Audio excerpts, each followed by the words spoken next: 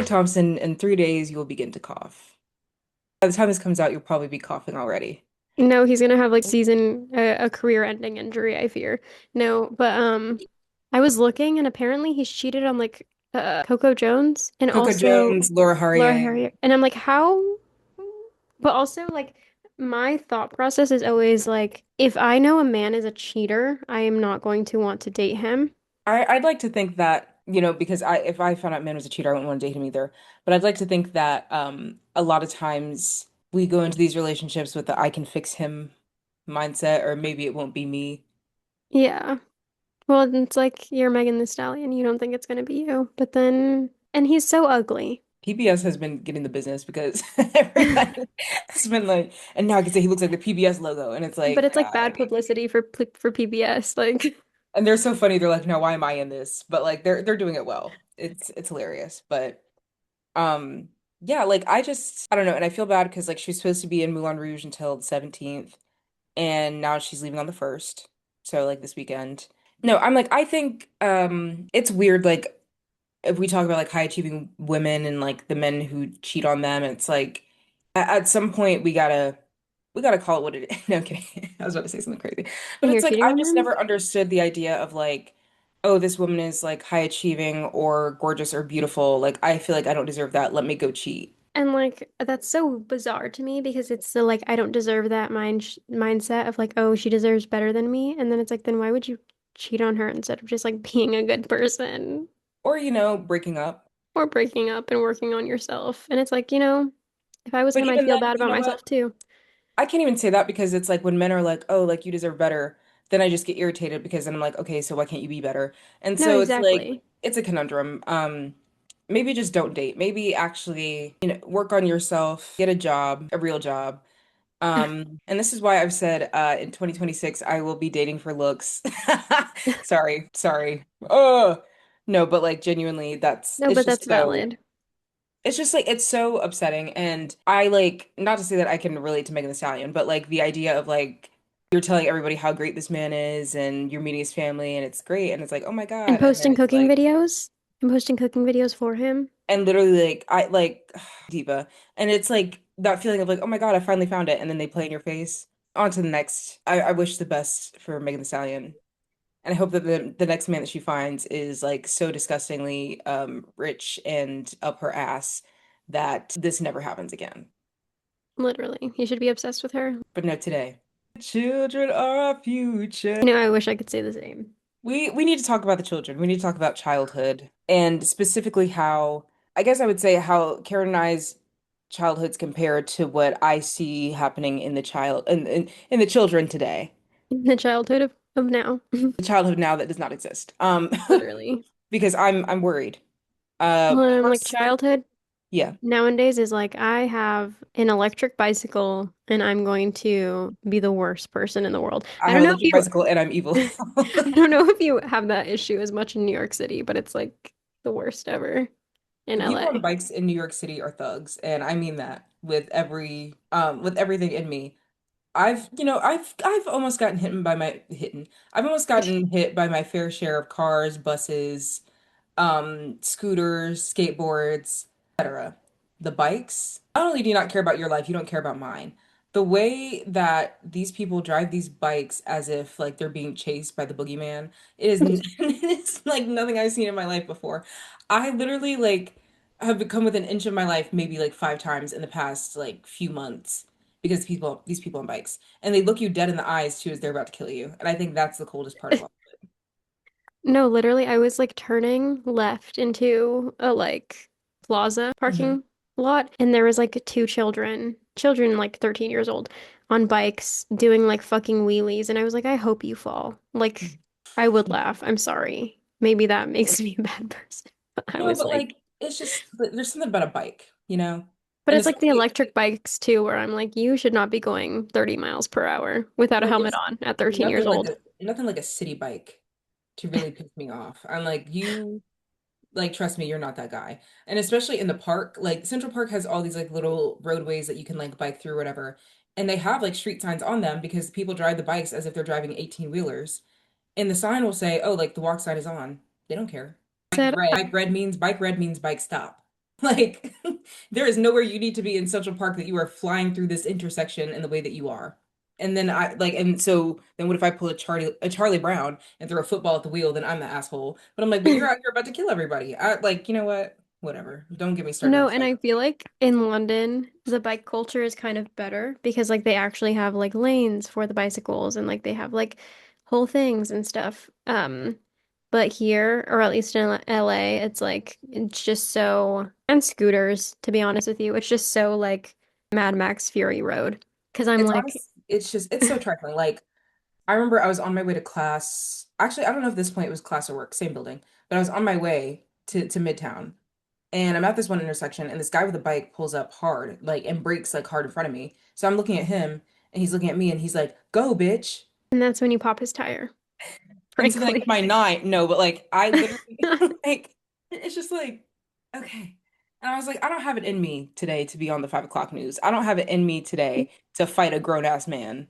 But you know what? I should have. You should have, is the thing. Top 10 regrets. Yeah. Um, anyway, the children. First of all, let me just say this. Shout out to all the teachers who are doing their best in an age where I know those kids are raising hell in that classroom. And I can say that because I myself, growing up in school, I wasn't like terrible. I just like to talk a lot. And I was Yeah, always just, doing the most. But I know that these kids are going up in there and are like, how can I give everybody the worst possible version of myself today? I went in there and I was like, how can I avoid doing classwork and distract myself from the fact that I just like, whatever, don't want to be here. that I don't want to be here.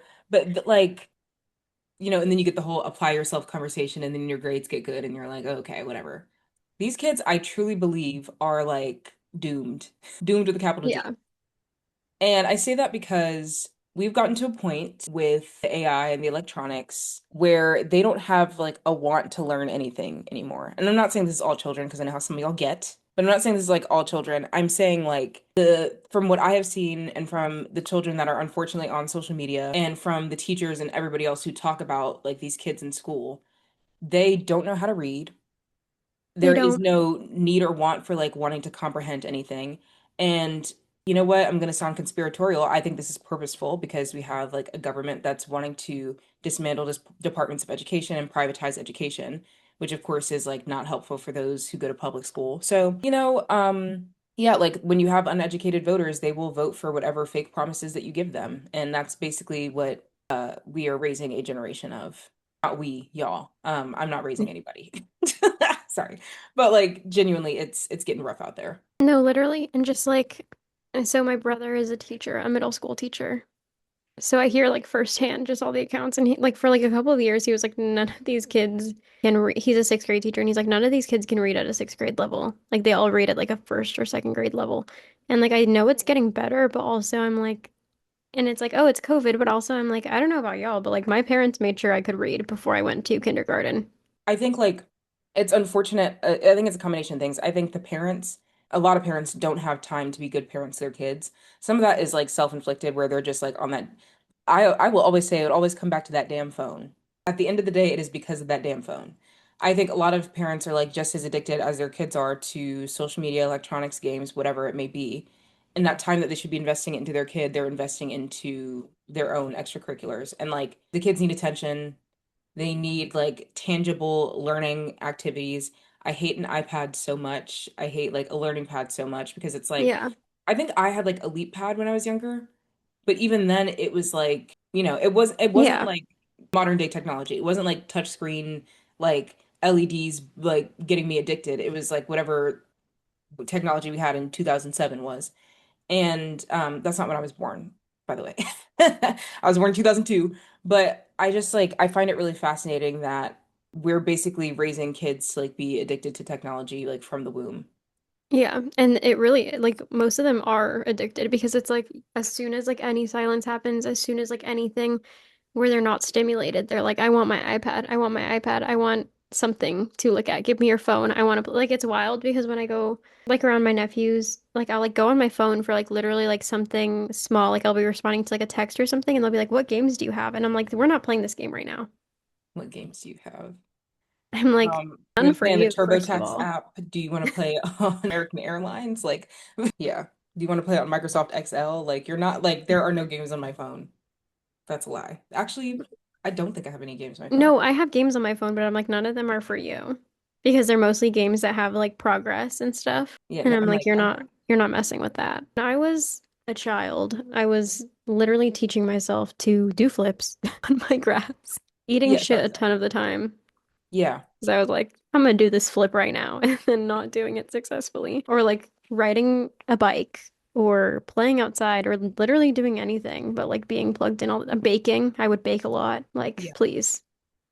I think like I think what's interesting is even though we had like a TV and then of course the Wii was introduced in 2006, shout out the Wii, my favorite gaming console ever. It's like we had these things that were electronic, but I don't think that they were, it's like of course they're built to be like addicting, but I don't think they were addicting in the sense of what we have now. Yeah, well, Um, it's like it wasn't like yeah. shortening your attention span and also like it was like actual genuine, Yeah. I I guess mean, like 'cause challenges. it wasn't the age of streaming yet. It's like we had like DVDs and DVD players, but it's like, if you want to switch between movies and binge these things, that takes like time and work. And then you like, Yeah. I genuinely think our bodies and brains were not built at that time to just like sit there and like take in the information. Because after a while, I'd watch TV and I'd be like, oh, I need to get up, I need to go outside. Or I'd be playing the Wii and I'm like, the little screen that pops up, it's like, you should probably take a break. And I'm like, you know what? Yeah, you're right. Now I see Or that like it screen, I'm like, genuinely shut would get up. like like genuinely would get boring. You'd be like, okay, I Yeah, played this game long enough. Like, let me go do something else. right.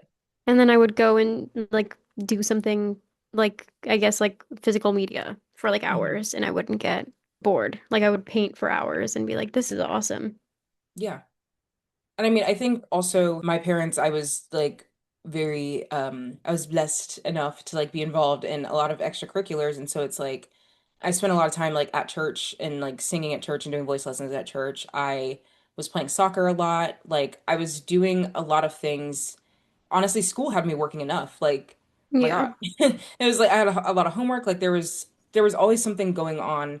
Whereas like the time that I had designated for like TV and eventually the phone, which I think the first iPhone came out in what, 2011?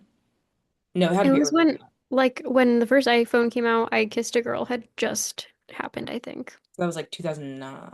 Either way, um, existing in a time before the iPhone and before the iPod Touch and whatnot was like it was just a different the air was different, like life was different, but it really was. It was like your attention span went to whatever was directly in front of you and you didn't have something that was like so easy and quick to just like lock into. I know some people had like portable PlayStations. I had a DS and things like that, but it's like your brain after a certain amount of time is like, all right, That's enough. let me clock out of the factory. Yeah. I feel Um, like because it's not like messing with your like receptors in your brain. Like it's like I mean, maybe it was because sometimes I was trying to sneak that DS in the middle of the night. And then it's like I close it real fast and hide it under my pillow, and all you hear is like the Rainbow Road music as as my dad is staring through the door and I'm pretending to be asleep. But like it's I don't know. I feel like it's different. Of course, I feel like people back in the 90s were like, oh, or whatever era, they're like, oh, the kids are watching TV, it's rotting their brains. But I'm like, no, y'all, this is different. Like now that I think about it, I'm like maybe like yeah, maybe that was true and maybe it was a little bit like too much because I remember I would have like cousins and stuff and they'd Mhm. be like sitting in front of the TV like this close. They'd be like this Yeah. close to the TV. Their parents would be like, "Get away, it's gonna mess with your eyes." And look at me now, glasses. No, but I feel as if though, like I said, like the amount of time that was like dedicated toward that is like, okay, my specific TV show that I like comes on at this time. Yeah. I'm gonna watch that for 30 minutes to an hour or whatever, or this movie comes on at this time, or we have like a DVD of this movie, whatever. The time And it is was so only like distinct. one episode or whatever. Like it wasn't like a Yeah. ton. The Wait time for is so that. distinct and like, like if they had a marathon, sure. Like, but even then I didn't care about marathons. I was like 8. Well, and also Um, like you yeah, didn't like every episode, so why would you watch all of them? right. And now I feel as if like, you know what, Netflix is evil. And I say this because what they've essentially set up is and they created the system, now they're playing with the system. They would drop all the episodes at once. And people like got into that, especially in 2020, of like, great, now I can just like binge all the episodes and watch all the episodes. The pandemic was the best thing that could have ever happened for streaming. And it's like it's so insane and crazy that like we've normalized sitting there for up to like I don't even know how many hours of just like taking in entertainment like media, just like sitting there and Yeah. watching our screens for like 10 to 12 hours, I guess, or longer, depending on what it is. And I'm not even trying to, I've participated. I do it all the time. But I'm like, I think it's crazy how we've Feel like it's normalized my it. favorite hobby. It's actually my favorite thing to do.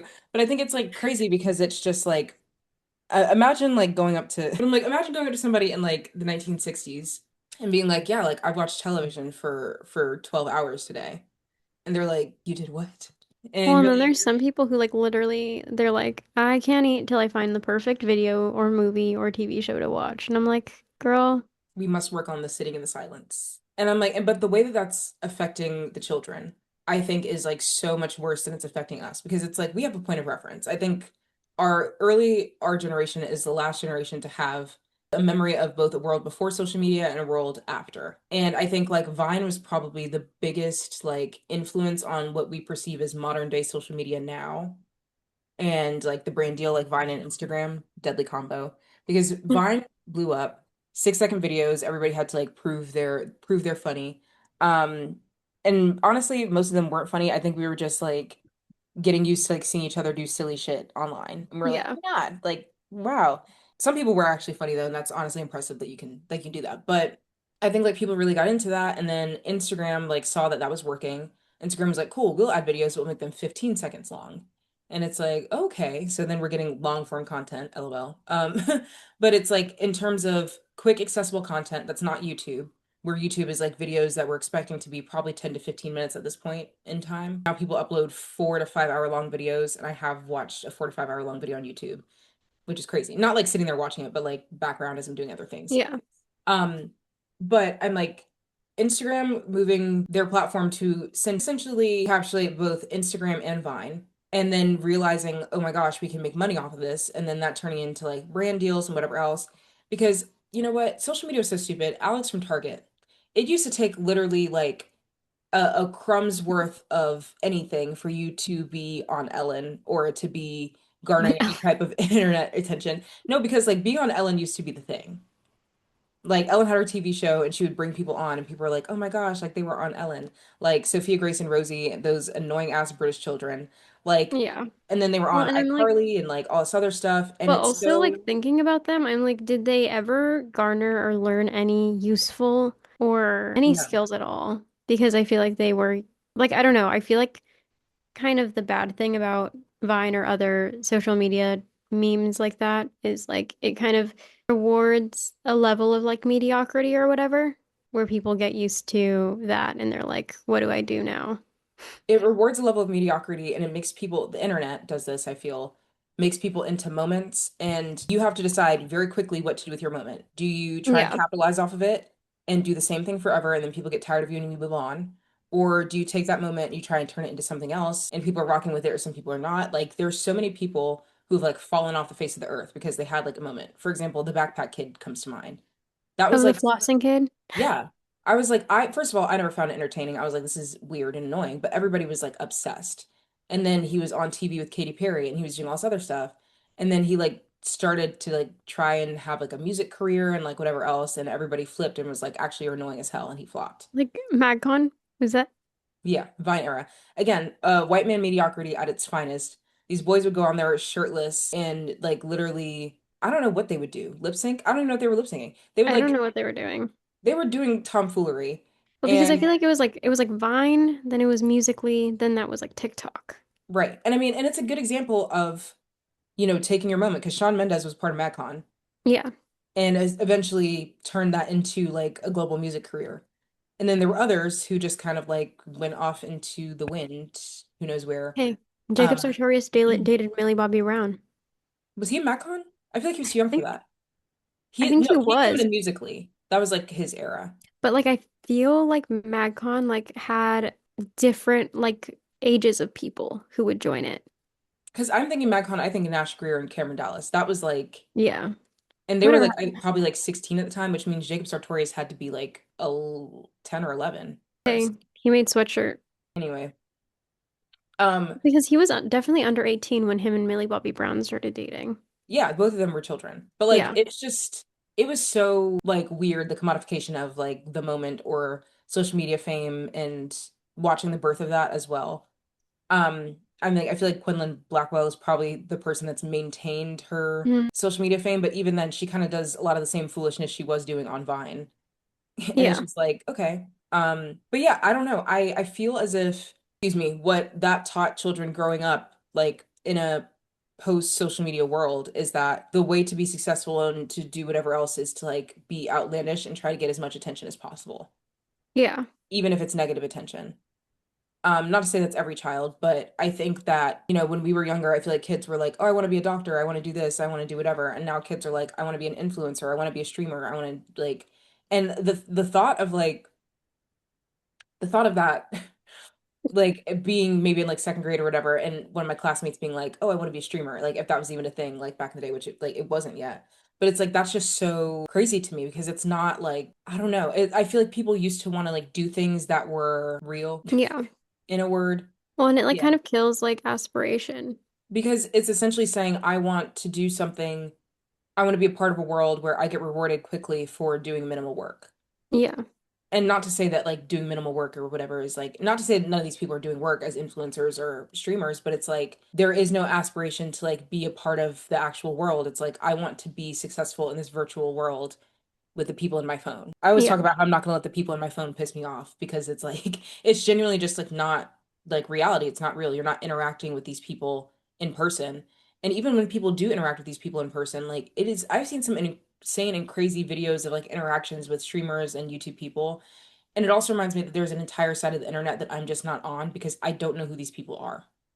And clavicular. I found out about clavicular, and what's that do to children? Okay, so for those of you who don't know, clavicular is this young white man who really, I guess, he didn't popularize it, but I guess he's one of the main, like, he's one of the main people that believes in looks maxing. Yeah. Well, he maxes everything he can. He looks max. He said like, I don't know, I saw clips from the like 60 Minutes interview. He was like, I could like wealth max you or something. And I was like, what are we talking about? And it's like people start making jokes like, oh, I'm think maxing or like whatever. But the idea is looks maxing, which is what I described as modern day eugenics. But it's the idea of that you can achieve a higher potential, have a better quality of life, whatever else, by essentially maxing out your appearance. So it's like, oh, lose weight, do this. He literally would like beat his face with a hammer Yeah. and say that the bones were gonna like regrow in a way that made his face look stronger, more masculine, or whatever. He also takes crystal meth, so do To with that as you suppress will. his diet. To suppress his diet, so do with that as you will. And takes peptides, which are basically just steroids. Steroids. He also takes actual steroids. Yeah. He He's doing takes a it lot of all. things. He injects Botox in himself. He is it's really it's really something. But again, is advertising that not only to like people on the internet, just in general, but to children on the internet, young men in particular. And I was talking about this with my friend Jasmine. I've talked about it with a lot of my female friends, which is like these young men are growing up in a world where the internet is like essentially telling them why they should hate themselves and why they should hate women. Yeah. And it's producing these like weirdos, for lack of a better word, who feel both entitled and deprived at the same time to the world of the women around them. And I think that's really dangerous. And when you're so obsessed with your phone and you're seeing everything on social media and everybody's telling you what's real, it's like hard to distinguish and separate from what is and what isn't. Well, it was wild because I was watching a video and this guy was like interviewing people who like have done steroids and stuff. And like there was like this literal like 17-year-old or something. And he was like, why did you start taking steroids? And he's like, honestly, I would have never thought of it if I didn't see it on the internet. Or like never had done it if I didn't see it on the internet.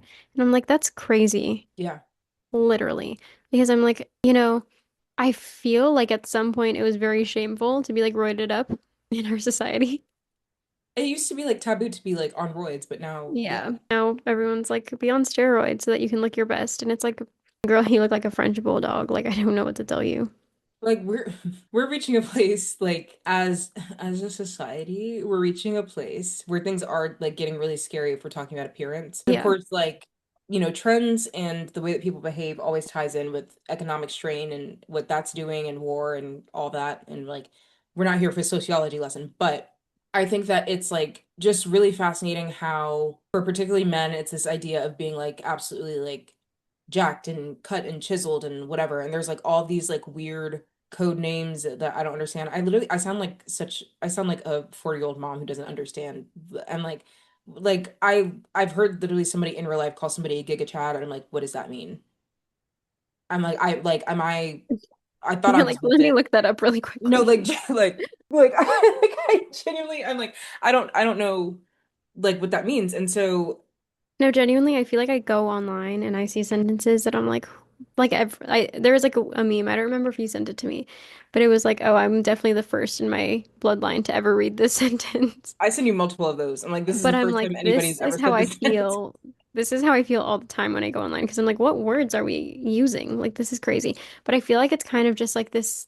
It's weird because for so long, I feel like people were like, oh, your natural instinct is going to be to compare yourself to other people, their success, et cetera, et cetera. Like, don't do that because, like, that's honestly just self-sabotaging.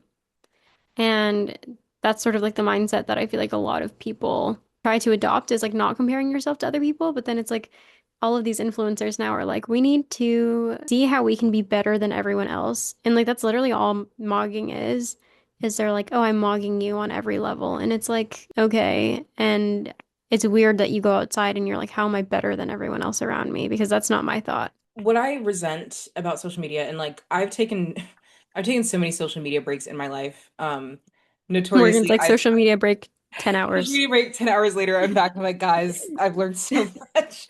No, but I've been off of TikTok as like I'm back on for this social media purpose for this podcast. But I've been off of TikTok since September of last year. And honestly, like the difference in the way that I was taking information and the way that I was seeing information, because I also took a break from Instagram when I started that break, it was so jarring to like go back on and to like register how people talk at you and how people like talk to you online, talk to themselves, and then post it to them they're talking to you. Yeah. But it's like people say things with such confidence and conviction with no credibility, but everybody believes them. So they'll like literally you'll log on and they're like, here's why everybody thinks that you're fat and stupid. And it's like, and you'll sit there and watch the video because you're just Literally. like, Well, it's always so funny because I feel like some Instagram influencers are also the same way because I feel like a lot yeah. of the content you see on Instagram is just stuff that people repost from TikTok. But it's like they're like, here's why you're actually a low maintenance woman, even though you look high maintenance. And it'll be like, because you forgot to take out your trash this morning. And it's like, you shouldn't do that again because people think you're disgusting. And And I'm like like, I was talking to one of my friends and I was like, it is insane how everything is like so advertised and whatever else. Actually, let me pull up the text chain. We were talking about how like every advertisement is about AI or GLP-1s. mm-hmm. Um, oh, and I was saying it is giving weirdos far too much access to people that they shouldn't have access to. And I mean this in the nicest way possible. But I'm like, there is for people who are stalkers, for people who are weirdly obsessed with like women that they see online, for people who are like obsessed with celebrities or like whatever. This social media has given them a direct line to talk Yeah. to these people. Back in the day, like let's say let's talk early 2000s Justin Bieber, okay? For our frame of reference. Justin Bieber blew up in like 2008, 2007-ish era. Everybody knew who Justin Bieber was. Nobody could send Justin Bieber a DM on Instagram and be like, kiss me, you know? Like, Well, and also I feel like if you like with the early stages of Instagram or YouTube or whatever, the comments were like, I was thinking about this the other day actually, and I was like, I used to like go to artists that I like and their like tour announcements and stuff, and all the comments would be like, come to Brazil, come to Brazil, come to Brazil, and like yeah, now no, it's literally come, like, yeah. no, literally, please come to Brazil. No, and then now all the comments are just like, you're my favorite person ever, you're my best friend, I'm so excited to see you, like other things like that, and Everybody's parasocial. I'm like, girl, I don't think Harry Styles is gonna like remember that you said that when he's performing. And it's, yeah, it's uncomfortable because, like, I don't know if you saw a few months ago, is like Kiki Palmer was on a podcast talking about how, I don't know if you actually saw the video either, but this man approached her while she was like on stage at this convention Hmm. and he proposed to her and he was like, please marry me. She was at this event and this man like approaches the stage and I like again also security fired. This man approaches the stage and it was like please marry me. And she said that she like looked him in the eyes and she was like to him it was so real. She was like she looked in his eyes and it was like they'd had a lifetime together. She's like but she did not know this man. Not to like pull Yeah. up her other reference, but she's like, I hate to say it, I hope it don't sound ridiculous. I don't know who that man is. But she genuinely Yeah. like she didn't know who this guy was. And he like had convinced himself enough that he knew who she was and like all this other stuff and that she knew him and that she was going to say yes when he proposed to her. And it's like that is so dangerous. Not to say that people weren't doing crazy shit like that before social media, because I'm like, talk about Michael Jackson to anybody. I'm sure somebody has a crazy ass story of something that somebody did. But it's just like the way in which people have made themselves believe like that these people actually know them and have relationships with them and are a part of their lives is like really crazy. AI is Well, like, making it worse. and then thinking about like Christina Grimmie, Yeah.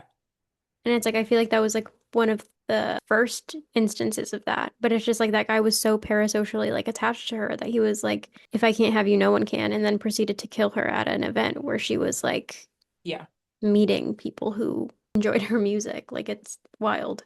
And it's just like really it's really dangerous. And then there was like the whole thing about the lady who had like the whole thing with Rihanna where she was like Rihanna's evil and went and tried to like shoot up her house, and it's like these people are using this platform as like such a weapon and combing through like whenever anybody is like, oh, so and so and followed this person, and it's like celebrity that has like 100 million Huge. followers or whatever. I'm like, how are you paying that close of attention to these people that you were able to notice that? People Well, it's unfollow me and I can't even crazy. figure out who it is. No, literally, I'm like I'm like, now which one cross-referencing. of y'all? But it's genuinely just like it, yeah, No, but literally, there's like a whole thing about that kind of in the NHL right now because there's literally an account on one of the posting your thoughts apps. I don't know if yeah, it's Twitter, I don't know if it's Threads, I don't know what it is, but it's literally called like NHL account tracker. And like they post every day basically like which people NHL players unfollow or follow. get a job. And I'm like, that's so weird. Because I'm like, the thing is, that one guy who was like tracking private jet usage, that's Yeah, actual useful information. because I feel like that's important if we're talking about the environment and people that are Yeah. advertising for a green planet, but they're not actually acting But on they're it. not actually behaving that way Yeah, because they wanted to take a 2-minute plane ride to get coffee. Um, anyway, but it's like it's so weird because I'm like that it's such an invasion of privacy. And I also have such an issue with the people who are like, well, you decided to be like a public figure or a celebrity or whatever, so you don't deserve privacy. And I'm like, everyone deserves privacy. It doesn't matter if you were like, hey, I want the public to be able to have more access to me. Like, it doesn't matter. Like, that doesn't mean you deserve to be followed around.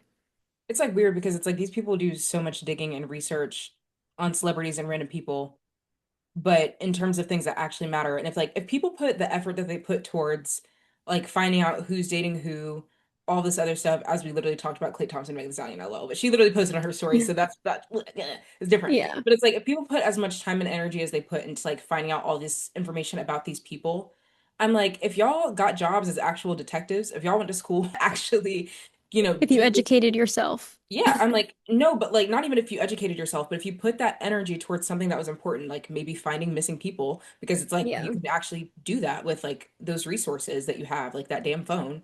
No, but it's like I always see those memes that are like, oh, any woman could be a part of the FBI, just like on the way that they like find out information. And like genuinely, I do feel like at one point I used to be such a person that was like, oh, I need to find out all the information that I can Yeah, possible.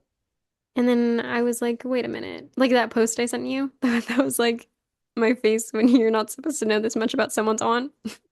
yeah, No, like I feel like that's kind of how comfortable people have gotten. Like say it, like just like not even parasocial. It's like with real people too, and like yeah. stalking them and stuff. And I'm like, hey, maybe we should reflect and be like, that's not normal. No, but it's weird because like there's literally been times where I like know people from like high school or like other things like that, and then I'm like, we haven't talked in like 10 years. And then they're like, oh my God, hey, do you remember me? We like went to high school together. And that's like normal. And then they'll be like, oh, like it looks like you're having so much fun in your life. And I'm like, Actually, I'm in the trench. no, but I'm like, it's weird that people feel like they know you just Yeah, based off of your like presence online. I'm like, that's but that's almost the whole gag about social media, right? Is like if we're looking at what it was when Mark Zuckerberg invented Facebook, wasn't it literally, he invented it for malicious purposes, I think, I initially. think so, yeah. And then eventually it turned into people in college groups trying to connect with each other. And then it, after a course of time, it just like turns into people trying to stay in touch with each other after meeting. And I think like that is where it kind of should have stayed as like, oh, let me stay in touch with the people that I know. And now it has Yeah. turned into an advertising cesspool, a influencer cesspool of like just information that you didn't ask for. Instagram literally used to just be the photos that your friends post and the photos that you post, and that is the only thing you really see on there. And then eventually there's like the explore page where it's like you'll see like artsy photos and like food and like cute animals and like whatever else versus the explore page now, which is so scary. But No, but like, like, wait, can I talk about a feature that I missed? what do you miss?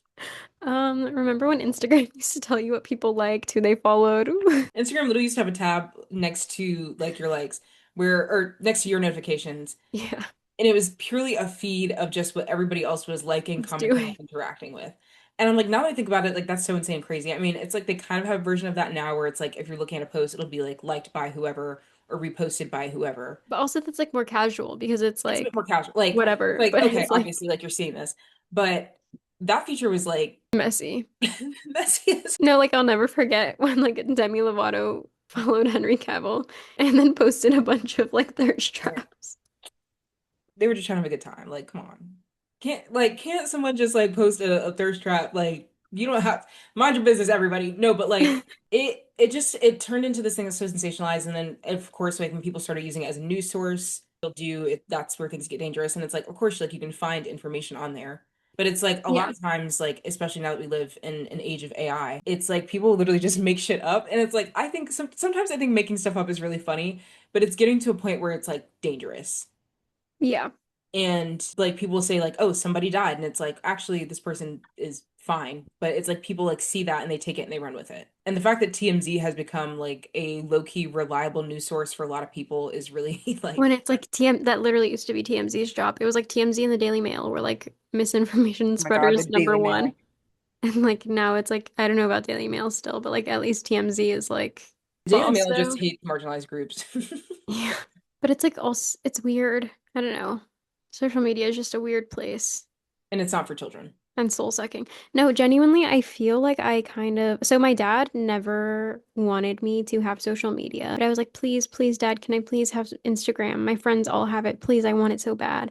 And I genuinely feel like my life just kind of like in terms of like happiness was just like from there. I had Instagram and I wasn't supposed to. My mom literally took my iPod for I think like a year. Like it was for a long time. And eventually like I got it again years later. But even then it was like not being on there and like all the people around me were.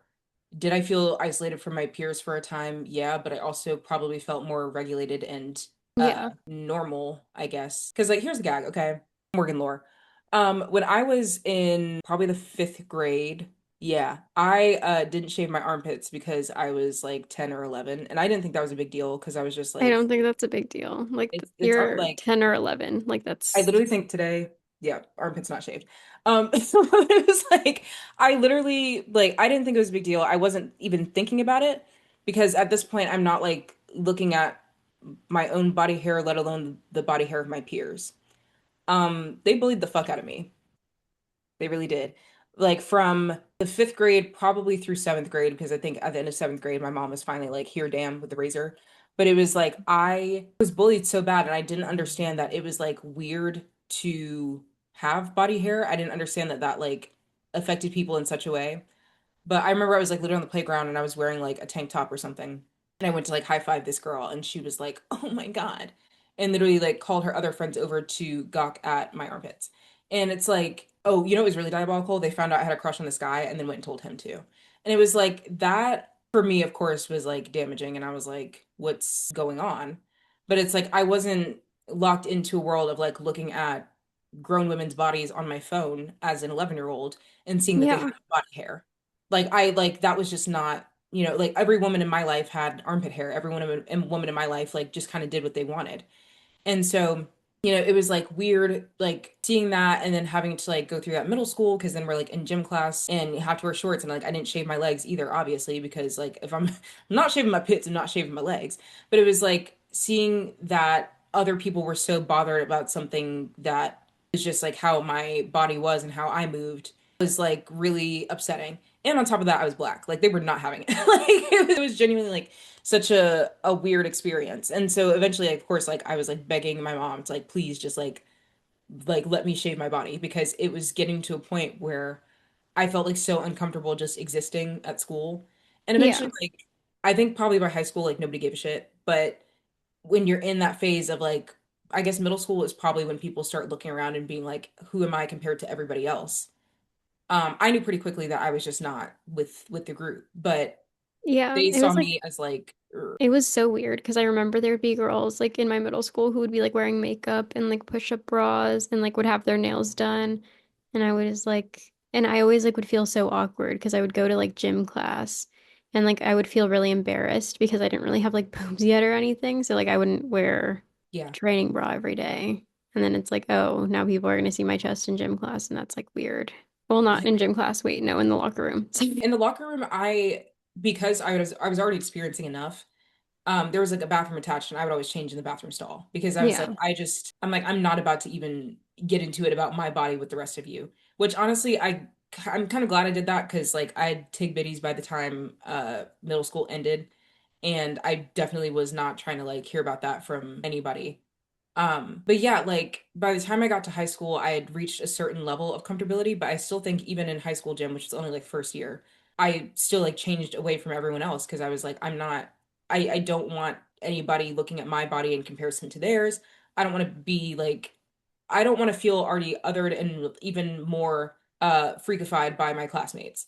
Dude, even in college still, I would go to the stalls in the locker You know room what? to Yeah. change for ballet. I was like, That I'm like not, some days I was just like fuck it like but honestly most times I would just show up in my ballet clothes already because I was like yeah.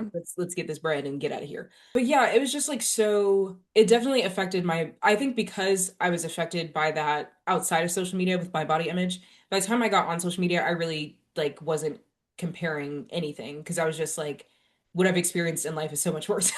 Well, And and it's so crazy because yeah. like if you people like have been doing this thing where they like make an account, like a fresh new Instagram account and like, it asks for your demographics, it asks how old you are, it asks your gender, other things like that. And like they'll be like, "Oh, like I'm a 10-year-old boy."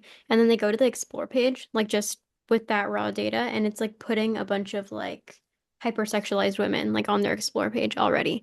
And it's like that's wild. And I remember in London, one of my professors was saying how she was like kind of debating whether or not to get her daughter a phone Mhm. because like it was kind of getting to the point where she's like, "Oh, if she's at school, I want her to be able to call me if she needs to," or like other things like that. Yeah.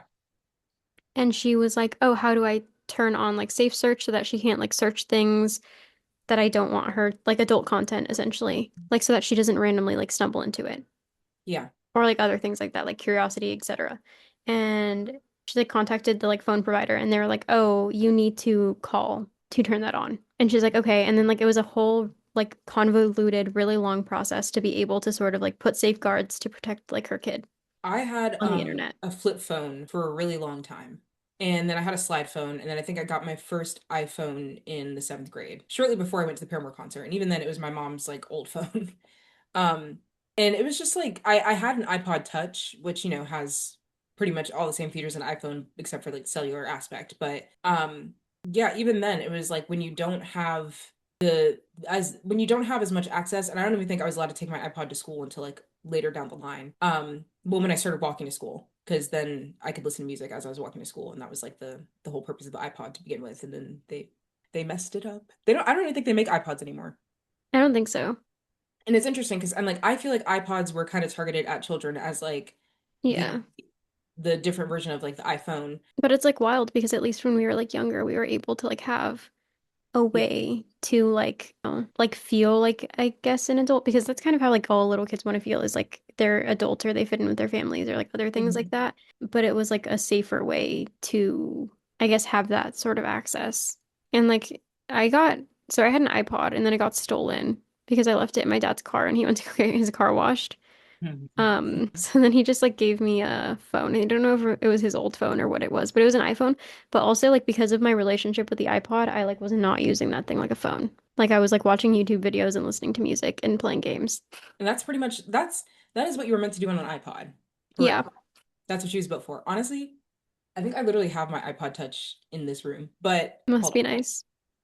I'll find it later because we don't have time for that. No, I have my iPod Touch and I have my old iPhone because I'm like sometimes I'll like go into it just to like remind myself of what it used to be. And it's like the lock screen is like a crusty picture of like my first dog and it's just like foolishness on there. But I remember I like once you get access to social media and you realize like what everybody else is getting into and how that's like realizing that that was going to be the new way that everybody was figuring out trends and like how to like essentially build themselves was really interesting. And it was like that's how everybody was like talking about the movies they were seeing, like whatever else. And not being a part of that, I was like, I don't know what we're talking about.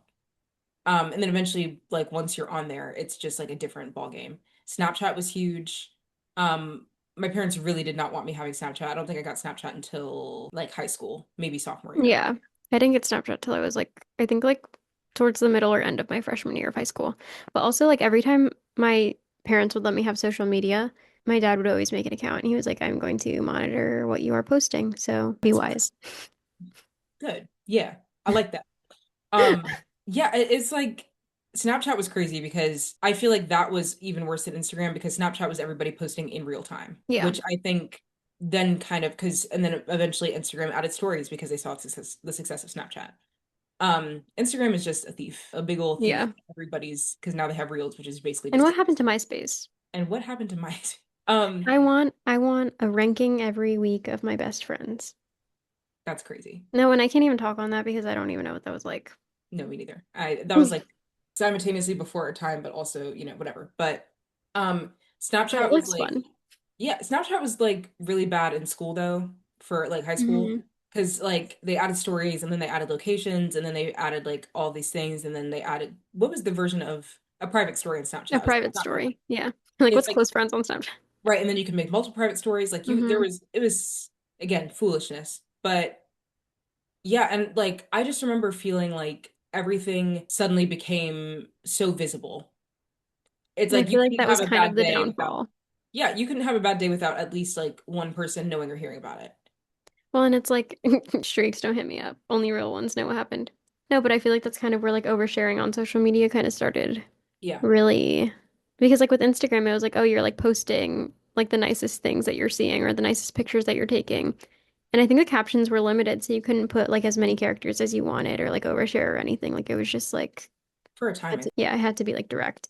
And then with Mhm. Snapchat, it was like, so you can actually overshare all your feelings for only your closest friends. But it's like, no, you should probably be like texting your friends those things instead of just posting about it. And yeah, it like it normalized oversharing, and I was like, I was oversharing all the time. Yeah, It normalized embarrassment. like humiliating. It normalized like being able to just like again, the way to start a conversation with somebody was like literally sending them a picture of yourself, crazy. Um, never would do that today, I fear. Yeah. Like, God, Serious. just no, Um, I'm like reflecting and thinking about all the like ways that people would behave on Snapchat and being like accidentally sending something to someone else. Sorry, accidentally. And then being like, sorry, I didn't mean to send that to you. Do you want a date? and it's just like What's going on? literally my first boyfriend in college, we started Snap or started talking over Snapchat, which is No, you're kind of horrible. joking, Morgan. I'm not I'm not No, you're kidding joking because me. we saw each other on campus and then he Snapchatted me. So, and then after we broke up, I like pretty much by the end of 2023 never got on Snapchat again because Snapchat is the root of all evil. But I'm just like for real life. Humiliation ritual.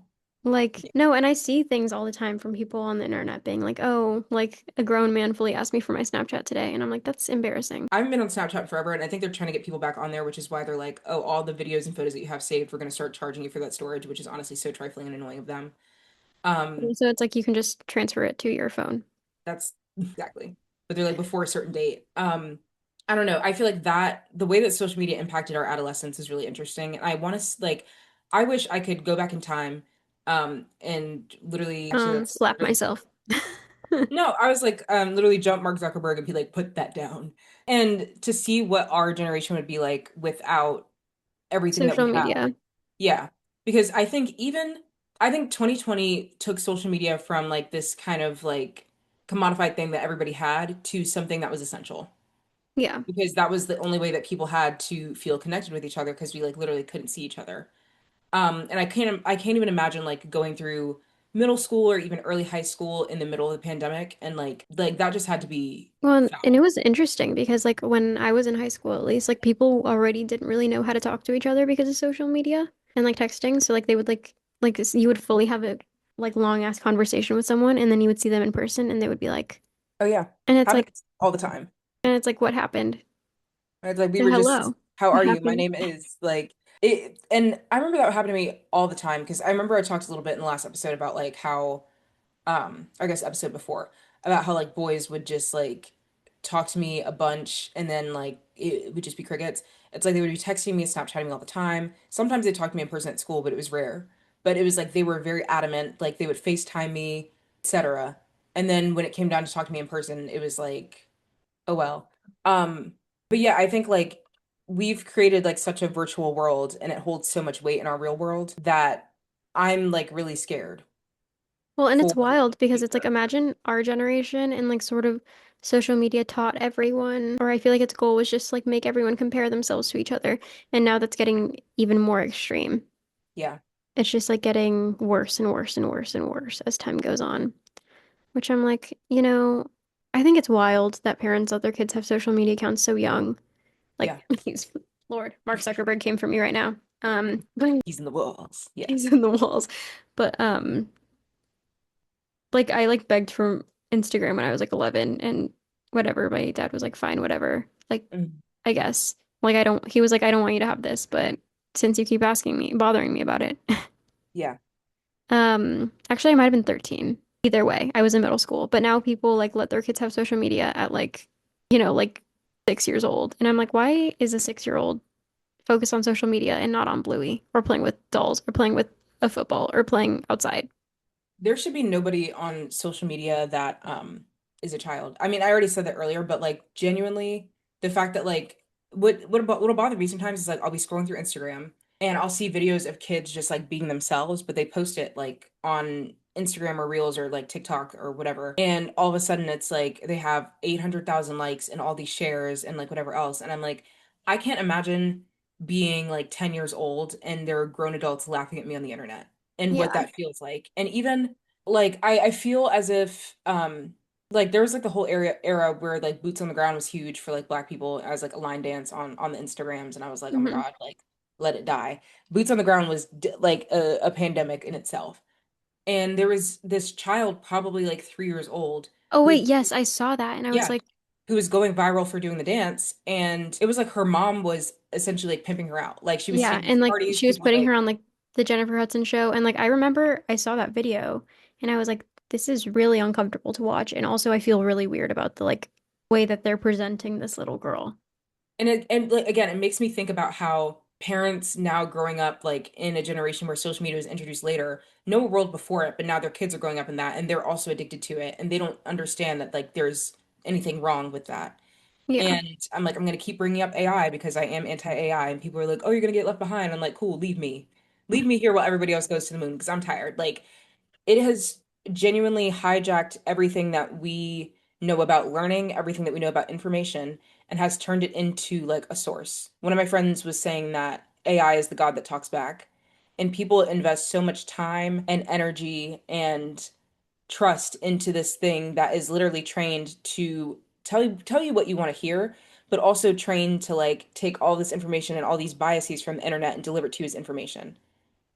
And people were Yeah. like, "Oh, it's right because it's a computer." And it's like that's not correct. But I'm like the fact that like children in schools are like because back in my day it was like we had to handwrite our essays, which is crazy. Not crazy, but Dude, like your hand would cramp so bad by the end of that. your hand would be cramping so bad you only had like an hour and a half in class to knock it out. Like we had to handwrite so many things. We had to put it on turnitin.com where it would scan to see if we copy and pasted anything from the internet. And sometimes like I wouldn't copy and paste and turn it in and be like, "Yep, we got her." And I'm like, "No, guys, it's not me." Like genuinely, like there were all of these like things that ensured that it was your writing and your voice saying it. And now it's like kids are using ChatGPT for research. Kids are using ChatGPT to write the paper. They're using ChatGPT to check it. And now there's AI checkers, which even then use AI to check said information, which is just like so hilarious and insane to me. But yeah, we have to normalize learning again. And I know that when I have kids in whatever future, excuse me, if I have kids in the future, they will not be participating in the AI reindeer games. Yeah. I feel like just genuinely, like people have kind of lost their curiosity or like want to like learn new things. And like I kind of like found myself in that headspace a little bit where like I tried something new and I was like, I'm not the best at it immediately and I don't want to do it. And I was like, wait, I've never like been this way before. So why is that how my mindset is like shifting? And I was like, that's like not fun because it's like, you should be able to like start new hobbies and be like, oh, I'm bad at this, but it's fun because then you get to learn to be good at it. Yeah. But oh yeah, John Oliver did like a segment about AI chatbots this week. So if you don't watch him, I would suggest it because it's wild because he was like showing like peop like people like talking to chatbots and being like, "Oh, I just want to like have a normal conversation with it." And then like the chatbot would like start almost immediately leaning into like a sensual or sexual nature, like sort of to get people like hooked on it. And I feel like the internet makes people lonely and then they're trying to like be like, "Oh, but like look, this robot will be your cure for loneliness." And it's like, or you can go talk to people. And then again, imagine being a child and that's being Yeah. pushed. And it's like I've seen the way, because like I've seen people of like screenshots of people talking to ChatGPT or whatever. The way that people talk to these things that are not real and the way that the things talk back are it disturbing is a word. Disturbing is a word because it is not only learning how you speak and like the nuance of like your language or whatever else, but it's like because to a lot of the people who are talking to it, it's not real. They are like calling it slurs, they're like cussing it out, all this other stuff. And I'm like, listen, I have an Alexa in this room and I was like, what? yeah, it should be pissing me off. But I'm like I remember it made me mad because Amazon was like, "Oh, you can upgrade to AOEXA Plus," and I was like, "I don't want to do that because I'm like I just want the bare bones. I want the basic monotone, turn on the music, turn off the lights, blah blah blah blah." Yeah.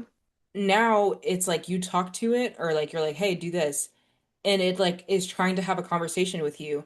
And once you like are like once it says whatever it needs to say, it'll listen for far longer Then than it it needs used to. to. And Yeah. it just like I'm gonna get rid of it because it's just like Well, and it's so weird, like seeing all the commercials that they've been pushing, like with Pete Davidson or yeah. Nikki Glazer, I think her name is. But like it's like literally commercials of them like talking to the Alexa. And like with the comedian, I don't remember her name. She's like the Alexa is like sassy to her and it's being like, "Oh, like your lip filler looks bad." And I'm like, that's so weird that they're trying to like normalize you talking to this like speak glorified speaker as a friend instead of just being like, I should touch some grass and go outside. And like I saw baby ducks the other day and I was like, that's awesome. You should go look at some baby ducks. I don't know. I don't Like, like it's just it's weird. It's just like and then again like people are saying like this is like the new age of technology, like get used to it. And I was like, methinks not. Because I'm like there's a difference between generative AI and summative AI. I'm like I think I've said this before. And it's like, okay, if you're trying to summarize like some like terms and conditions, I guess I understand it more. I'm like, sure, if you must. But when you are asking for information to be made up, when you're asking for images to be made up, when you're like doing all this other stuff, we're literally killing our planet. well, and literally like thinking about how I don't sometimes we'll be like talking about something and then my phone will be like, "Do you want me to summarize all of these text messages?" And I'll be like, "No." Like, I what? didn't ask you to do that. I'm like, I never asked you to summarize these paragraphs because I can fully read them myself. Thank you very much. And it's like, I don't know why people are just so afraid of like using their brains and like thinking, oh my God, Morgan, yesterday I solved a Rubik's Cube for the first time in my life and my brain fucking hurt so bad afterwards. But I like had never done it before and I was so proud of myself. And I was like, this was actually really fun. Yeah. And it was like challenging. And it like made me, I don't know, a lot of the games I play on my phone, I try to like make sure that they're like um helping me gain something, I Mhm. guess. And like I like play I used to have the premium version, but now I just use the free one. It's called Lumosity. It like basically helps you like with your reaction timing or like your memory retention and like other things like that. Yeah. Or I use this other one. I can't remember its name, but it like teaches me facts every day and like Mm. sees how much I know. And it's like really interesting because it's like I'm trying to like learn new things every day because that's how you like kind of help your like neuroplasticity instead of just like letting your brain rot. And I feel like it's just way too easy to brain rot and like doom scroll. And that's why I was telling you about getting the brick potentially. Yeah. Because I was like, I feel like I waste so much time and then I feel bad about myself. And then it just kind of like has put me in this mental rut of being like, I don't know what I'm doing anymore. And it's like because of the fact that like, I don't know, these companies have made our phones addictive and just have made like things way far too easy to access. Yeah. And it's like I don't know. I've always been somebody that's just loved information and loved knowing things and loved facts. Like Jeopardy was my favorite TV show for years, RIP Alex Trebek. And it's annoying because it used to be I think I deal with this with my family more than like anything, but it's like I feel like knowing things and knowing information used to be something that people just did. And now it's like if you say something, people are like, well, how do you know that? And as if something that they saw on Instagram or whatever else is more Yeah. credible than something that you read in a book or watched in a documentary or That anything honestly else. pisses me off so much, Morgan. I don't think you understand. Like it pisses me off so bad when I like tell someone something and they're like, I need to see if that's true or not. And I'm like, Or even what's the word? Is it deductive thinking? It's like coming to a conclusion based off of facts and information that have been given. And I'm like, okay, well, I can come to the conclusion that maybe this is true because XYZ. Reading for comprehension. yeah, Looking at all of like literally what you're supposed to be taught to do in school and what you're supposed to do as a thinker is to literally look at the information given around you and draw conclusions. And thought sometimes you're daughter or wrong. thought daughter. And like sometimes you're wrong, which is like totally fine. But I Yeah. think we've placed like so much weight. I'm like, you know what? I'm not gonna get super political, but I'm like the normalization of like, oh, everything is fake news and everything is misinformation. Pandemic Also, could have ended probably months earlier had everybody locked in and actually used their noggins for a second. And I'm like, yeah. I like it genuinely like makes me so frustrated because suddenly everybody is anti-vax. Suddenly everybody is all these things because the internet is like rapid firing all this information that is just like so loud and wrong. And people, millions of people died. I feel like nobody even talks about that either, about the fact that millions of people checked out because of other people's incompetence and irresponsibility and selfishness. Well, Because and then also people with like lifelong illnesses now. I'm like, to this day, my memory is not what it was before I had COVID. Yeah. And people talk about like COVID brain fog, whatever else. I would get like literally, I would get so frustrated in school, like trying to learn music, trying to learn lines, because I would have to do twice as much work to retain all of that information. My lungs were so jacked up for like 2 years after the fact. And it's just like, all like this entire chapter and people were trying to like say that it wasn't real and that it was all this other stuff. Yeah. And again, misinformation on the internet. And now there's a generation of children who are now growing up in a post-COVID world, which is also crazy because it's just like it feels like yesterday, but no, 6 years ago. No, and literally, I feel like the rise of it, like it's just there's a rise of anti-intellectualism, frankly. Yeah. And like it's like I feel like there's this like race, it almost feels like where people are like, "Oh my God, you listen to your books instead of reading them. That's like so wrong. Like you actually don't know how to read or like you're not learning anything. Like it's not the same." But also I'm like, you should never shame anyone for actually trying to better themselves. Yeah. Because it's like, okay, you can sit there all day and tell someone that it's wrong to listen to a book instead of like physically reading one. But I'm like, when's the last time you did either? When's the last time you learned anything? And I feel like we like have kind of evolved into this like space of like never wanting to be wrong or never wanting to like admit that like you could have been wrong Yeah. and that like that you didn't know what you were talking about and maybe like whatever. Like, what am I trying And to say? for some things that's valid. I'm like when it comes down to like racism and like saying slurs online, okay. No, but I just mean like in general, like with facts Yeah. and stuff. Like not like in terms of like when like people see something on Instagram and they're like, "Oh, this happened." And then you're like, "Oh, actually, like I think that didn't happen. Look at this thing." And it's just like I feel like people don't really know how to research. Like one time I went to the you can keep this part in.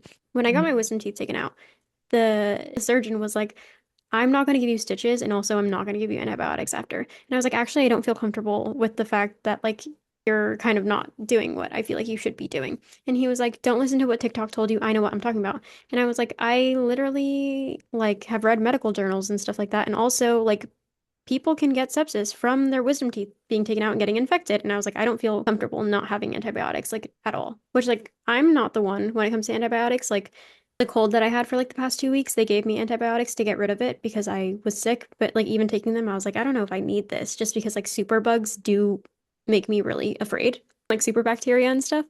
And I was like, and if I'm taking antibiotics and I don't need it, that's terrifying. Yeah. Um, but I was like, I really want that to feel comfortable. Just because everyone that I know who has taken their wisdom teeth out, they're like, oh, they always give me antibiotics. And he was like, you don't need it. And I was like, I feel like I do. So he gave me one before the surgery. And he was like, and then like at the end, he was like, and next time read a medical journal before you like try telling me something and like don't just get your information off social media. And I was like, this isn't off social media. This is based off of like my own fucking research. Because like if I'm going to get a surgery done, I want to know what's going to happen to me and what the risks are. And it's just wild to me because I'm like, I'm not trying to be a doctor, but also when your patient is literally telling you something that they're uncomfortable with, I feel like you should listen to them instead of like trying to belittle them and tell them that they don't know what they're talking about. I think like it's a slippery slope because a lot of people do see stuff on social media or like hypochondriacs because of like Mayo Clinic, unfortunately. But it's like Yeah, I can understand both sides because I'm like as like someone who has like a mom who is in medicine, it was like I would sometimes I was just being silly and she was like, "Yeah, like we're not doing that."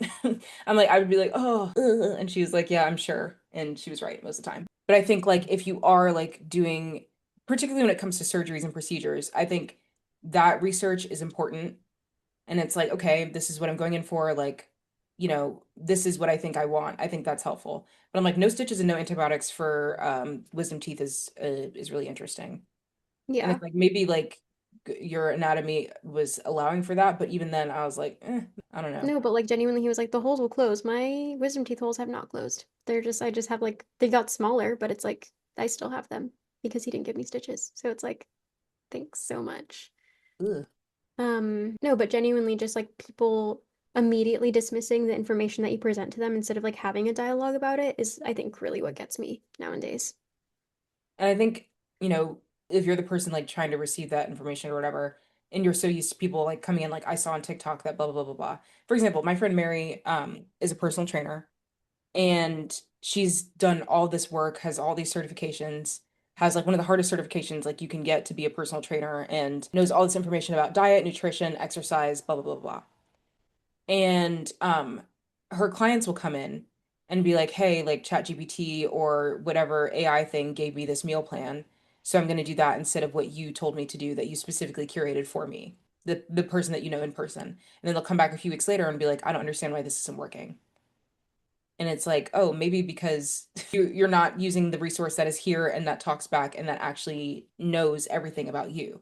It's taking in Genuinely, all these factors. genuinely, I was meeting with my nutritionist and he was like, "Oh, do you like need a meal plan or anything?" He's like, "You eat pretty healthy already. Like, I'm not too worried about you." And I was like, "Oh, it'd be helpful just because like sometimes like I don't know. There's like this thing with some people with ADHD where like if they can't think of what to eat quick enough, they're just like, I won't eat." And like Mhm. that's something I do suffer from, unfortunately. Where if I'm like, I don't know what to eat fast enough, then I'm just like, it is what it is, and I will have to wait until the next meal. Mhm. But he was like, oh yeah, for sure. And then he was like, to be honest with you, I'm just gonna put this in ChatGPT and make you a meal plan. And I was like, then why am I paying you? Then why am I giving you money? And I think what's just the normalization of it all is what's kind of scary to me because I remember back in 2023, I was doing an internship at an undisclosed location and we had like a bunch of zip codes and sales of tickets and stuff like that. And they were like, okay, this was like when ChatGPT was in an infancy. And they were like, put all these zip codes into ChatGPT and ask them to organize them by place or whatever. And at that point, like ChatGPT couldn't even do that. And I think I was on there for all of like an hour and I was like, okay, I've had enough of this. And then I think I eventually just like put it in Excel and figured it out or something. And it's like we have so much more capability than we think, and I think that goes across everything from knowledge to physical limits to like everything else. I'm like, we can do so much more than we think we can. But I think Yeah. that we are in an age where social media is telling you that you can't do anything and that the solution is to ask this thing that's not real to do it for you. And I'm like, I don't know. I don't believe in a world where we are not capable. And I don't believe in a world where we don't communicate. Well, and And also, if we it weren't capable, then we wouldn't have evolved so far. like there was something about the juxtaposition of seeing like people flying around the moon and then like us on the ground like I don't know like people shaking ass like not even like that but it's like seeing like absolute like ridiculousness and foolishness where people are like okay but are they really up there though okay and you will be left behind. I know George Bush said no child left behind. That was a mistake. A lot of y'all should have been left behind, and I mean it. Like that might be mean, but I'm like, if once we started prioritizing test scores over education, and once Yeah. we started letting people feel like, I think there is, I gotta be careful how I say this. I think there is benefit in experiencing failure early. I think there is a Mhm. benefit in learning how to lose and letting that be okay. And learning how to come back from that because I think that especially with kids, when you're giving them a lot of like participation trophies and when you're giving them like when you're applauding them for not actually achieving anything, for not actually winning. You teach them that they're entitled to the win every time. So I was playing a board game with her, and like genuinely every time, like she was really bad at the game, so I was like winning every time. And then she would be like, "No, you have to let me win." And I was like, "What?" Because I'm like, I like, at least the way that I grew up, it was like in a way of like, you're not winning unless you earn it. And it's just sort of like the way that parents are like teaching their kids that like they have to be able to win every time, or that like the world is sort of going to mold around them so that they can be comfortable all the time is like, your kid doesn't have to be comfortable all the time. I think like I'm not gonna like make it about race every time, but I think specifically like growing up with black parents, being black, being colored, all those things. Once again, like you're taught very early that the world is not built for you to win. Yeah. And I think also growing up with siblings is important. I'm like a lot of only children.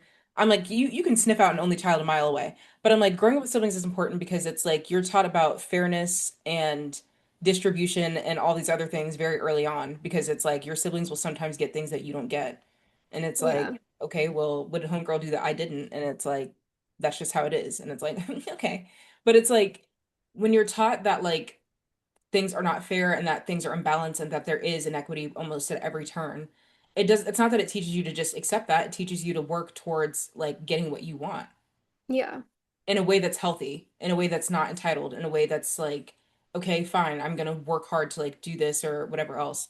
And I'm like the idea of a participation trophy. I'm like, I remember my dad used to like say this all the time, and I was like, oh man, like he's so funny. But I'm like, I get that he's like probably a little bit dead ass. The idea of a participation trophy, he's also a psychologist, just saying. The idea of a participation trophy is I'm not gonna say it's Interesting. laughable, but it's just like why you when you reward somebody just for showing up Yeah. we're lessening the value of the actual award. We're lessening the value of what it means to win because it's like it's teaching you that no matter what you do, you're still going to get rewarded for it. But you should be like I don't know. I think like I said there is benefit in losing. It also teaches kids like okay, maybe I don't want to do this thing. I like as somebody who has both worked hard and been lazy at different aspects in my life, it's like I know that when I'm being lazy, I can't expect my hardworking results. Yeah. And I feel as if like that's something that I've just like learned over life because it's like I've worked really hard for a lot of things. I've lost a few things, like, and then there comes a point where it's like winning and losing is a choice to an extent. Sometimes it's rigged, but it's like winning and losing is a choice. It's like if you want to win, you have to put forth like winning effort. Yeah. And I, not to say that the kids these days are not putting forth winning effort. I feel like the kids these days don't want anything. They don't want to win. They don't want to lose. They just want. And I think, again, social media is like teaching everybody to just want things and to want an unrealistic lifestyle and to like not even be grateful for what they have. And it also teaches you that there's always something better, but it's going to be so much harder. Like it's the metaphor, dangling the metaphorical carrot in front of everybody and being like, oh, like, oh, you think that you're happy in your relationship and that life is good and blah, blah, blah, blah, blah. Well, it could be better. You could be doing so much better. You're actually really unhappy. You should like change your life, whatever else. And then you do XYZ, and then it's like, so here's why you're a bad person because blah, blah, blah, blah, blah, blah, blah. Not to say that I'm bigger than the program. I'm not falling for the traps. But I think that like it genuinely like just it's teaching everybody to always be it's teaching everybody to never be satisfied while simultaneously saying these are the ways you can be. It Well, will and then keep you also chasing like forever for something that does not exist. it also like kills people's like motivation because it's like, oh, like look at all of the things that this person has. But then there's like no talk of effort or hard work or anything that like sort of got them there. So it's just like, oh, like you can easily attain all of these things when it's like, no, like a lot of those things aren't easily attainable if you aren't rich or like if you haven't worked hard to go and get those things. So it's just like I feel like sort of piggybacking off of the like this generation of kids just sort of like wants while not knowing how to get there. And it's because they like never really understood that like you need to put effort in to actually like achieve what you want to happen. And like I said, there's power in a no. Like parents saying no, teachers saying no, etc. My teachers Yeah. would tear me up sometimes. And again, was it my fault most of the time? Yes. Sometimes it wasn't. Sometimes it was in fact racist. But I'm like, I had teachers that would like hold me accountable, and that definitely formed like how I moving forward and like discipline. And it's like if I didn't do XYZ, my parents wouldn't let me do ABC. Yeah. Like there was always a what's the word? A consequence. And I think like we live in an age of appeasement because a lot of times people don't want to deal with the parents who sometimes are just as bad, if not worse. And we're so used to getting things quickly and we're so used to getting things when we want them now that if you're going through the drive-through and they tell you to pull to the side parking space because it's going to take a second, people get like heated and angry. Sorry, y'all, I'm traumatized from my Chick-fil-A days. But it's like this need for instant gratification all the time, this need for instant results all the time, this need for everything to be going your way all the time. I'm like, I have bad days all the time. I don't expect the world to go like my way every day. I live in New York City. The world is Yeah. literally built to not go your way every fucking day. But it's like I think it's so unrealistic, but yet advertised as realistic to have so much control of the world around you all the time. And I think that's so dangerous for children. It's so dangerous for like young adults and even people our age whose frontal lobe isn't developed yet. It's honestly dangerous for people who have a fully developed frontal lobe and are older and are getting social media for the first time and see like a video of a flying donut and they're like, "Oh my gosh, guys, is this real?" Sending it to the family group chat now. And it's like we have lost the plot a little bit. Yeah. Well, and Um it's like yeah. I just feel like it's sort of like kind of getting rid of all of the good qualities that like humans have, which is like curiosity, Yeah. like determination, and honestly just even like a zest for life in general. Yeah. It's like it's teaching you to like want a bunch of things, but also not really have any aspirations to attain them or sort of better yourself. And it's like I think we need to learn patience or get better at it Yeah. and also try to intellectualize more. Pick up some books, learn some new skills. Like I feel like especially like with the internet, it makes it so easy to learn new things and also like better yourself. Mm. Like there are so many tools, there's so many games, so many apps that will teach you new things, that will teach you, like if you suck at math, you can do math on Duolingo. You can do math on like so many other platforms that will help you. And it's like people just kind of don't really want to better themselves anymore, I feel like.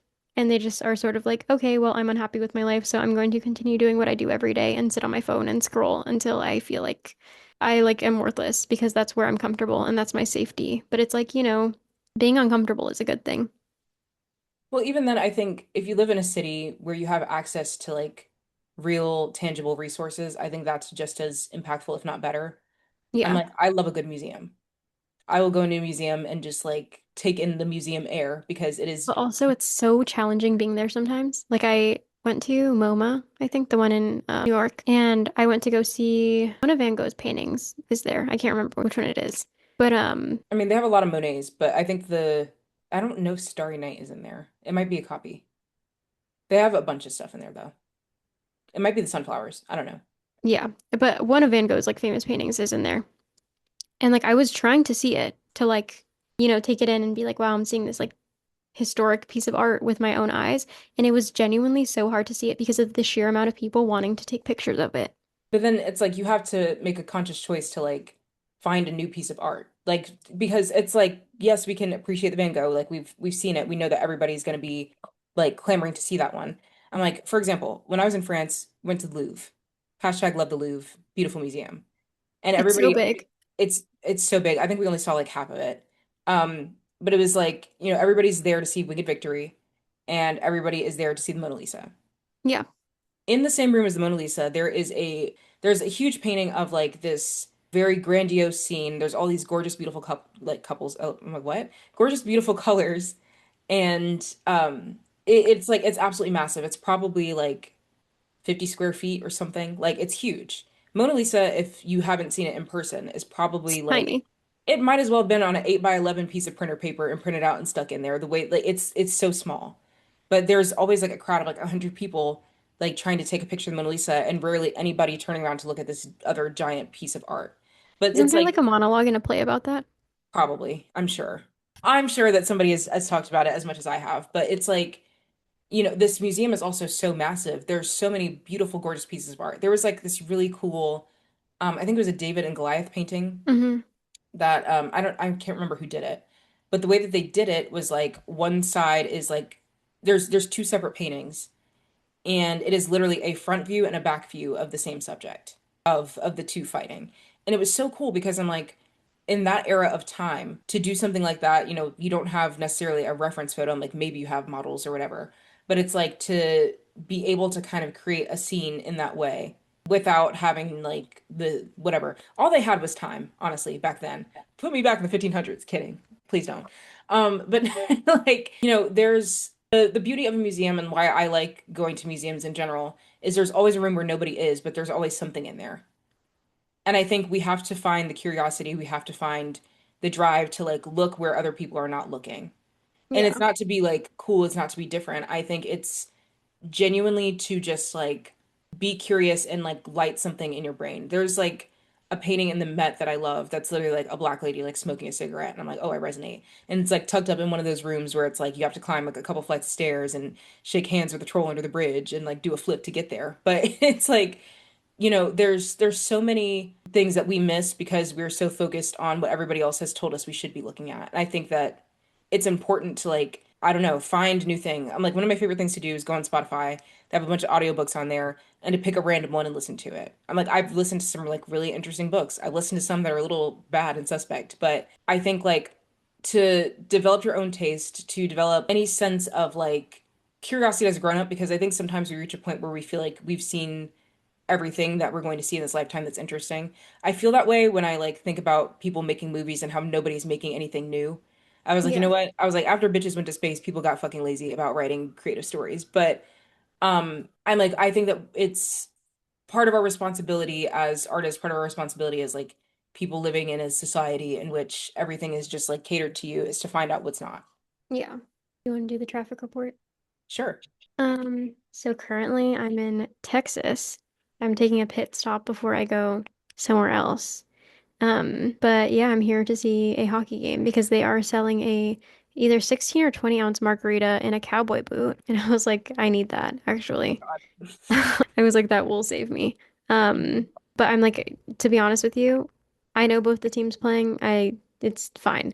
But it's like I'm here for the vibes. And I also have enjoyed like going to different hockey stadiums or just like stadiums in general to like see the vibes there. It's very interesting. And also I like people watching, seeing the way that people act at different places. It's very fascinating. But Hmm. also I was like honestly there's a hockey game between the Ducks and the Oilers. I root for the Ducks. And there was a very obvious goal and there's like been discourse online with people being like, "Oh, blah blah blah, like the Ducks didn't score, blah blah blah." And I'm like, "Literally, y'all need to get off of the Oilers and stop glazing them so fucking hard because I'm like it was clearly a fucking goal." And suddenly everybody's a fucking expert and a referee. And like I understand there's some discourse about like, "Oh, the referee called it when they didn't know if it went in or not." But I'm like, also they disputed the goal twice, the other team, and like multiple different cameras, VAR, literally a room in Toronto that's just like watching what's happening on the ice was like, no, it's a good goal. And people are still upset about it. And I'm like, y'all are so dumb and don't know everything. And also, it's so frustrating how everybody suddenly feels like they're an expert when everybody is like having a big discourse about something. And I'm like, y'all need to get a job. Anyway, and also, I've just still been on my pickleball and Pilates grind, but I'm not going to be able to do those things this week because I'll be out of town. But I did end up going to this like coffee shop pop-up thing that the Ducks are doing in Anaheim. It's like they call it a playoff house, but it was like really cool just like seeing the like environment. And when I got there it was like pretty empty and then suddenly it was full and I was like this is terrifying. But yeah, I was like the barista was like I was asking him about a drink and he was like, "Oh, we like pre-batch it, so we only have like this type of milk." And I was like, "Oh, do you know if it's this type of dairy?" And he was like, "I think it is." And I was like, "Okay, I already knew it was because I had researched before, but I was just Yeah. like asking to be sure." And he was like, "What does that mean?" And then I had to explain to him how like some dairy is digestible for people with lactose intolerance. So it was fun being able to educate him on that. Hmm. But it was like really cool and I they had like merch and stuff and I really like this one streetwear designer from Orange County. His name is Ryoko Rain. Well, his name is James, I think, but like that's his brand name. And it's like it's like really cool stuff. And I bought some of his stuff with a collaboration with the different team that I root for. But he like did a collab and I've been wanting stuff from that collab for so long, but it was always so sold out. And like I was able to get some stuff at the playoff house and I was like, this is literally my favorite thing. Like the shirt I got has like a little kid wearing like a duck mask, like walking around. And then Hmm. the arm, it like has a long sleeve under it, and the arms say duck around and find out. That's cute. I know, it's really fun. And I got like this like motor jacket. I don't know. It's like I got some pretty cool stuff, but I don't know. I had a pretty chill week, I feel like. Oh, I got my nails done. Nice. Give us both Thanks. angles. Ooh, love. My days have really been running together in a way that's kind of irresponsible. Like I quite genuinely did not know what day it was for a moment. I always remember my weekends though, and I think that's what really matters. Um, okay. So I went to ballet last week, as one does, as I do. I did go to the movies, but that was later. I finally got my fridge fixed. That was something that, okay. Y'all, my fridge was broken for like months, and it was driving up my electricity bill, and it was driving up my cortisol because it was really pissing me off, and all my food was freezing, and then it got warm, so then all my food was like condensating. It was really bad. This man comes in my apartment and fixes my fridge probably within 5 minutes. Oh wow. And I was like, cool. And he was like, all right, see ya. And I was like, okay. And I put in the maintenance request in January, which was the worst month. Oh wow. Yeah. And like literally I was on the phone with maintenance and they're like, you put in the request, ooh, months ago. And I was like, indeed, I digress. I went to work as one does, slavery. And then my friend Gabby turned 26, or no, did she turn 26? No, she turned 25. My friend Gabby turned 25 and she had her birthday at this place called Happy Medium, which was like an art cafe. And it was honestly I really think I've cool. seen videos about it. Yeah. It's I like never heard. painting or glass or other things like that. It's painting, it's pottery, they have all kinds of Yeah. stuff. So like on the downstairs level, they have like pottery throwing and like you can make pots Yeah. and stuff like that. But you go upstairs and they literally give you a menu like it's a restaurant and you pick what you want to do. So I like did some watercolor painting and that was really cool. And it was like just a really beautiful environment, a lot of good music, just like a lot of people.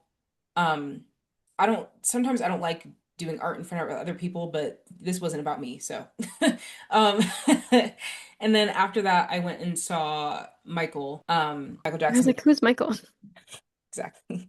My new man. No, I went and saw Michael with my friend Jasmine. I was really late because I thought the movie started at 6:30, but it started at 6. So I will have to see it again to catch the first 30 minutes of the movie. It's fine. But it was what I expected it to be, which was on the Cobb. Like the whole movie was on the Cobb for sure. But it was I think Jafar Jackson gave like a really good performance as Michael Jackson in terms of like choreography, music, all that stuff. He ate it. Um yeah, and then I've just been like running around a lot. Oh, my hair, of course. I've gotten really into crocheting my hair, which I'm like I can literally show the mechanics of the crochet needle. Which essentially I have like this very specific crochet needle here, and it has a little latch that flips down. And I put it through my braids, I put hair through it, I pull it through, close it, and after many, many hours, I was able to achieve my current hair. So every pretty much individual curl I put in my head with this, which has been really fun and cool, but it just takes five ever. So that's what I've been up to for the past week and whatnot. I went to the park with my friend Olivia, watched all the ducks and the fish and New York City wildlife because that's kind of the extent. There's a couple coyotes somewhere in Central Park. I don't know where they're at, but yeah, um, pretty chill. This week is going to be really insane. So I'm looking forward to talking about that next week. Nice. Yes. So Music. let's get into this music. I picked songs that I liked listening to when I was little, like that came on the radio, and I would be like, I like that song. So I have the song Animal by Neon Trees. I have very distinct memories of this song. I loved this song when I was little. I was like, this song is amazing and has crack in it. And it was like one of my favorite songs. I like wouldn't listen to it on my iPod or like it wasn't like on my iTunes or anything, but like when it came out on the radio, I was like, it's a hit. And then I have Benny and the Jets by Elton John. I loved that song. I still love that song. I feel like as a little kid, I always liked Elton John's music, and I still like Elton John's music. So timeless. Hashtag I'm still standing from seeing the movie. Next, I have the song Listomania by Phoenix. I don't really know much about this band. I only know this song, I You know, think. 1901? I feel Oh like you yeah, I know. know that song too. Yeah, But like whenever I would hear the song on the radio, I'd be like, oh my God, this song is so good. I love this song so much. And that's still how I feel about it when it shows up on like my shuffle or whatever. Um, and then I have Buddy Holly by Weezer. Like, again, reclaiming music that has been taken by incels. But no, I love the song. I still love the song. Like, it reminds me of the movie Scott Pilgrim. I don't know why. But, like, I feel like they're, like, the same vibe-wise. And then my last song, I know will rem it's Lay Me Down by someone and Rome. Dirty Heads. Dirty Heads, yes, and Rome. I know Rome replaced the lead singer of Sublime when he passed away. Don't ask me about him. I don't know about him. But this song, I like can't even say that I like love the song or anything, but I distinctly remember it playing on the radio a lot when I was little. So that's why I put it in here. Nice. I don't know if I've ever to listen to it. I'm like, I don't know if I've ever heard that song. It's like a storytelling song, so he's kind of like telling this like it's a very like Bonnie and Clyde story. Oh, okay. And like the chorus is just like, I wish that we could stay here, but I fear our time has come. And it's just sort of talking about like the couple like leaving and going to other places because they keep getting found out. Interesting. Yeah. Okay. I'll check it out. It's very Um, like sublimey, if you Sublime. Sorry. like I just mean like that era of music. Yeah, I know. Yeah. Like literally every time anyone says Sublime, I just think about that fucking clip. Ryan Gosling. Yeah. Okay. So my songs for this week, I have Try and Love Again by the Eagles. I don't know why I've been kind of in an Eagles phase. Like there's something about them. I think something about the guitar and the bass with the Eagles that I really love. And I think in this song, the bass player is actually the one singing versus the Oh, usual interesting. singer. Yeah. So like I was just like, and it was just a good message. I was kind of in a good message mood this week, kind of until the end, as we can see. Next song was Bigger in Texas by Megan Thee Stallion. I was born in Texas, I always resonate, and also just pause up for my girl, you know, Hashtag man. taking a breath. Hashtag the stallion. Hashtag the stallion, hashtag don't play with my Savage. girl. Hashtag I'm coming for you, Clay Thompson. Hashtag one eye open when I'm sleeping. Hashtag you should keep one eye open because I'm coming for that ass. Okay, next I have On My Mind by Georgia Smith and Predator. This song I was in Harlem Shake, which is my go-to burger spot in Harlem. Um, I'm in there. They should know me at this point.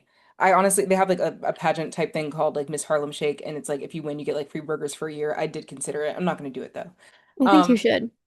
it feels like something that should like belong to somebody who's like born and raised here, not me who's like I No, want that's fair. I want free food.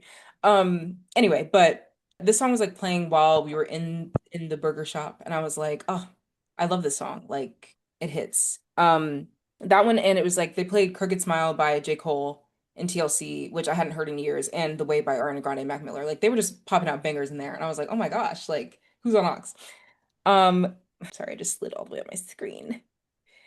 The next song that I have is Glum by Haley Williams, which I've already talked about how much I love her and love this album. And something about when you're about to start your period and every heavy memory and everything that you ever done wrong in your life just like Waves over you. it just arrives. And this song describes like such a specific feeling of like a post breakup bad day.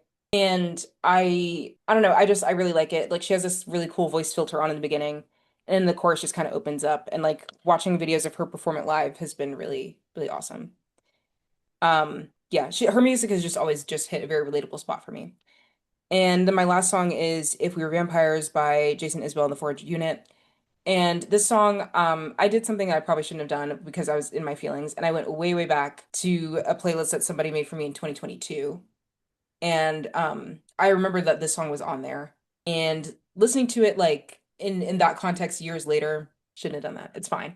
I like it was just like a very interesting nostalgic feeling. I think I just wanted to feel things this week and I did. At what cost? Who knows? But I think yeah, I've always loved that song and well, since 2022 anyway. And yeah, I've that's always like loved that song for my whole life since 2022. exactly, which is my whole life. But yeah, like yeah, that's what I've been getting into musically this week. Yeah. Well, on that note, um, we gotta go. Yes. The day is still young and there are things to do. Um, but yeah, get them damn kids off of social media. Read a book. Read a book, Touch take a some walk, grass. punch Clay Thompson in the face, anything to feel alive.